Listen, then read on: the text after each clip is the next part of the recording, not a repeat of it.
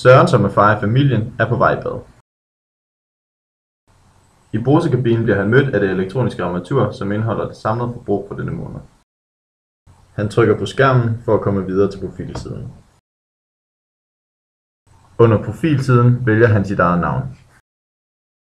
Han er nu inde på sin egen profilside, hvor han har forskellige muligheder. Han vælger at trykke på statistik. Han kommer nu ind på en side, hvor han kan se sin samlede statistik. I bunden af skærmen er der også en miljørate, der viser, hvor miljøvenlig han er. Han er skuffet, fordi han ikke har været helt miljøvenlig denne måned. Han vender tilbage til sin profilside for at bestemme længden på sit bad.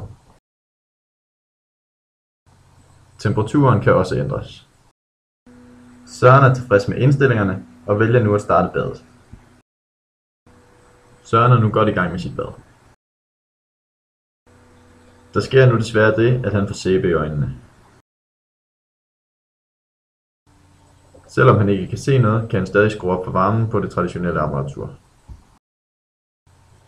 Han kan nu se på skærmen, at han er halvvejs gennem badet. Han vælger dog at fortsætte med at nyde badet i et stykke tid.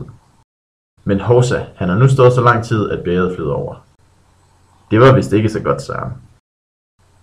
Han skynder sig at trykke stop og kommer hen til en side, hvor han kan se information om badet. Han er nu færdig med sit bad og kan fortsætte dagligdagen oppe på uni.